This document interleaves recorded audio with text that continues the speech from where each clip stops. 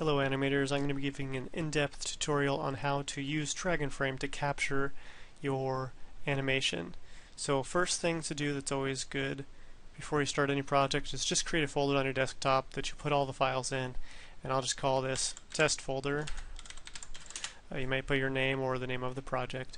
So we'll open up DragonFrame here. I'm using the trial, so I'll just hit continue. Hit create new scene. Type the name of the project, and I'll just do scene 001. Okay. I'll navigate to that folder I just created. Here we go. So when you open up DragonFrame, your layout should look like this.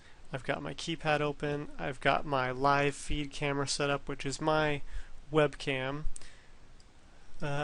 So we'll want to do some settings to make sure that everything's correct. So we'll click File, Preferences.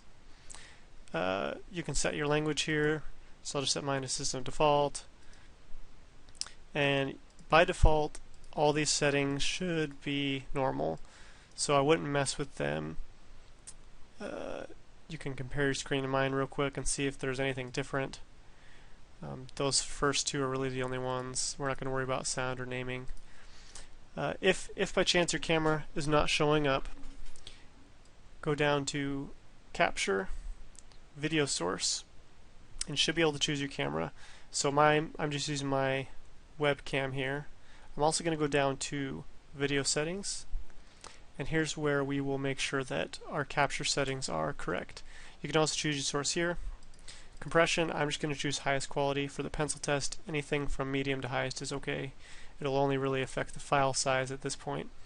Input size is the size of the video that it'll spit out. So my camera can only go up to 1280 by 720 or 720p. I'm not going to want to do that though, because since I can't really zoom in, and since we're only drawing on 8.5 by 11 paper, that 16 by 9 aspect ratio is giving us a whole lot of extra space. So I'm just going to go down to 800 by 600, cut off the edges there. And it's okay to get some of the extra stuff just for the pencil test, or if you have a regular camera, zoom in and try and cut off as much of the ends as you can. Since I can't zoom in, I'm not going to worry about it. Also, if you go over to the General tab here, make sure that frame numbering on is set to 1s. That'll basically take a single picture for every frame you capture. So to get started here, you'll pay attention to your keypad here. That's going to be like your hub for clicking all your controls for everything. So enter, or just clicking on this will take a picture of the frame. 1 and 2 steps forward and back from frame to frame. Plus and minus will turn on onion skinning. And there's a few other things here too that you may or may not use. So let's just go ahead and get started. I'll lay down my first frame, my first drawing. You'll likely tape down your pegboards onto a table or on the capture rig so that it'll hold everything nice and steady. Get it in place, walk away, hit enter.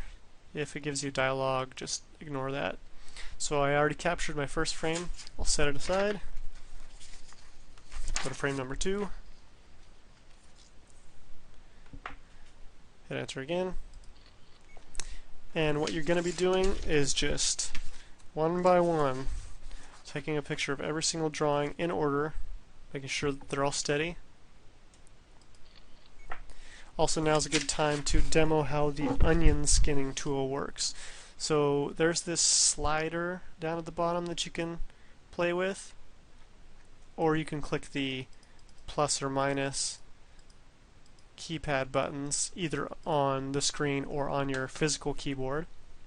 But if, let's say, I just go onion back once, you can see the previous drawing that I did, and if I flip back and forth, you'll see that that was the picture that I took most recently. So I'll flip to this, which is live, which you'll notice there will be a red line, and plus you can wave your hand across. So I'll go to my frame number 4, and what the onion skinning does is it kind of lets you track your motion.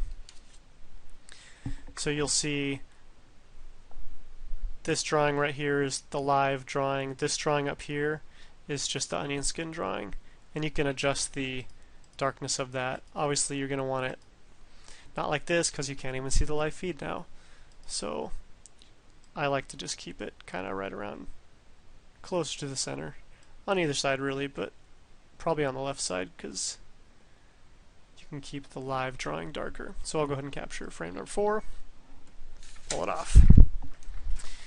Frame number 5.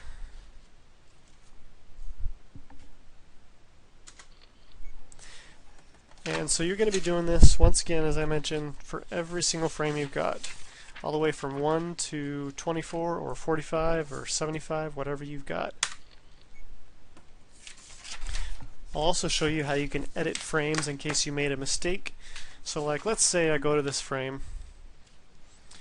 and I'm on frame 7 and my hand is right here, but I still capture it. And I don't notice it, but I keep going, You know, I go to frame 8, capture that. Then I go, like, I play it back, which you can hit play to play it back, or hit spacebar to play it back, or 0 on your keypad to play it back. And I'll be like, wait a second, my hand is in the frame there. So I say, okay, which frame was that? I go, oh, right over here, frame 7. My hand is there. I need to fix that. So I'll take off my most recent frame that I did, bring back my drawing, lay it down, and I'll go to frame 7 and I'll right click on it and say reshoot frames. That'll bring up the live again on frame 7. I'll hit enter and capture it, and it'll jump all the way to the most recent feed so that I don't overwrite frame 8, which was good. So now I'm on frame 9, which I'll bring up drawing number 9. Capture that, etc. You can also copy and cut and paste frames by right-clicking or by cut back. Actually, I think that's something different. So you would right-click on the frame, copy or cut, and then you go to the next frame, right-click, paste. You shouldn't have to do that for this project. You just may have to reshoot frames if you happen to make a mistake or want to fix the shot in general with a new drawing. So I'm going to go ahead and pause the video and I'll capture all of my drawings, which I have about 35 or so. So go ahead and pause it.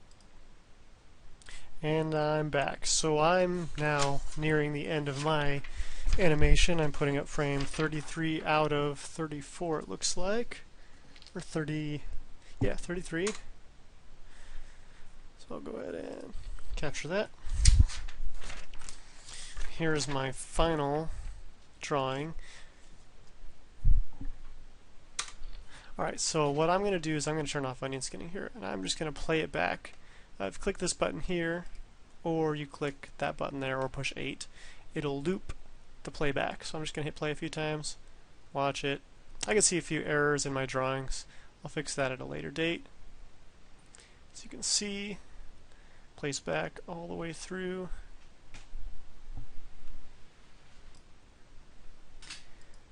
So now I'm going to, since I'm satisfied with this in this stage, I'm ready to output a video. So go to File, Export Movie. Should be able to just keep the regular settings, high resolution, frame rate 24 seconds, 24 frames per second, movie type. Okay, so we're going to keep the default here, which is MP4, H.264, AAC. I mean, the audio doesn't really matter because there's no audio. If that's on a different one, change it to this one. Quality, we're just going to put it at high for the sake of being able to see it better. We'll hit export. I'll go ahead and navigate to that folder I made before. I'll name it last name, first name, underscore, bouncing ball, underscore, pencil test. I'll export that. Saved. Alright, we'll go ahead and close out of here, and we will not conform. What conforming does essentially, If you conform, it'll save any of the edits you made, any of the cuts, pastes, etc. So it'll be harder to go back and edit things later. For this project, it's not that big of a deal if you hit it. But for now, we're just going to hit don't conform in case we want to come back and fix it. So it should automatically open the video, and we'll go ahead and view loop. Just watch it back and forth a few times.